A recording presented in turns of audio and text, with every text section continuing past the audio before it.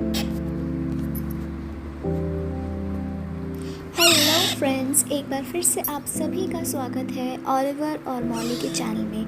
आज हम बात करेंगे, अगर आप न्यू पैरेट या बेबी पैरेट लाने का सोच रहे हैं तो किन बातों का आपको खास ध्यान रखना है। तो इस वीडियो को एंड तक ज़रूर देखें। उससे पहले मैं आप सभी को ह्यूज थैंक्स कहना चाहूँगी for your immense love and support. Soon we are going to hit 20K subscribers. तो चलिए वीडियो शुरू करते हैं, और अगर मेरे चैनल में न्यू है तो please subscribe and do like the video. जब भी हम पैरेट लेकर आते हैं तो इन चीज़ों को अननोइंगली इग्नोर कर देते हैं, जिस वजह से कि हमारा पैरेट बीमार हो जाता है, वो खाना खाना बंद कर देता है और एक्टिविटीज़ भी नहीं करता। तो किन चीज़ों को आपको ध्यान देना है और किन चीज़ों को बिल्कुल इग्नोर करना है और करना है, उन बातों को आइए देखते हैं। First you will check whether or not that parrot is ill or weak. अगर वो कोई एक्टिविटी नहीं कर रहा है, कहीं से आप ला रहे हो, वो बीमार लग रहा है, सुस्त लग रहा है, उसके पंख ढंग से नहीं है, चोट लगी हुई है, तो ऑब्वियसली आप उस पैरेट को नहीं लाओगे। ये सब तो आप जल्दी से ऑब्जर्व कर लोगे। लेकिन वो सुस्त है, ज़्यादा सो रहा है, उन चीज़ों को ऑब्जर्व करने के लिए एटलीस्ट वहाँ पे थोड़ा टाइम स्पेंड करिए और तब बेबी पैरेट को लेकर आइए। नंबर 2, खुद रूटीन बनाने से पहले आप उसको ऑब्जर्व करो कि क्या उसका डेली रूटीन हमेशा से ही बनता आ रहा है।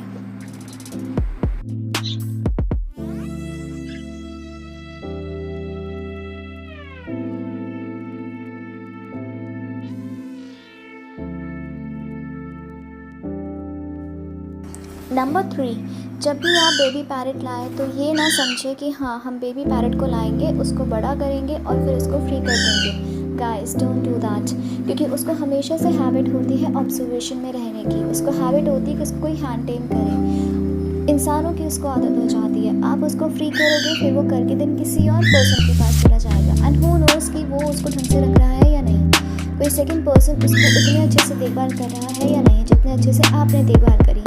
और अगर आप उसको फ्री कर दोगे तो उसके सर्वाइवल चांस 1% हो जाते हैं। So don't do that. Next is, आप उसको फ्री फ्लाइंग ट्रेनिंग दे सकते हैं। आप उसको बड़ा करो, उसको ट्रेनिंग दो, फ्री फ्लाइंग ट्रेनिंग दो। अगर उसकी किस्मत में हुआ तो ही विल और she will come back. Otherwise free flying training इतनी अच्छे से दो कि हाँ वो वापस आपके पास आ सके, ताकि उसको उड़ना भी हो जाए, उसके सर्वाइवल चांस भी अच्छे रहें। Next, spend time with them. Obviously उनके साथ टाइम स्पेंड करो। ये नहीं कि आपको केज के सामने बैठना है, उनसे बातें करनी है। Do your regular activities in front of them. आप अपना काम करो, हैव सम टी, खाना खाओ उनके सामने। उनको वो फूड शेयर करने की कोशिश करो जो आप खा रहे हो, नॉट योर रेगुलर दाल भात and not the vegetables. You can go for boiled vegetables. Okay, next is feather cutting is a huge no. You can go for feather trimming. ज़रूरी नहीं है कि आपने feather trim कर दिए तो उनके उड़ने की संभावना कम हो जाती है। ऐसा it is not like that. आप उनके feathers को कट मत करो, लेकिन अगर आप उनके feathers को trim करोगे तो उन्हीं के लिए अच्छा होगा। Why? क्योंकि पंख खुले रहते हैं। अगर वो ऊंचा उड़ा तो it's a huge risk for your parrot. तो अपने पैरेट के feathers को trim कर लीजिए। खाने में सीड्स की रेशियो होनी चाहिए 10% एंड वेजिटेबल्स की रेशियो होनी चाहिए 70%। पूरे टाइम आप सीड्स में मत डिपेंड रहो। जैसे जैसे वो बड़ा हो रहा है, बॉइल्ड वेजीज दो, फ्रूट्स दो उनको, और छोटे छोटे पीसेस में दो।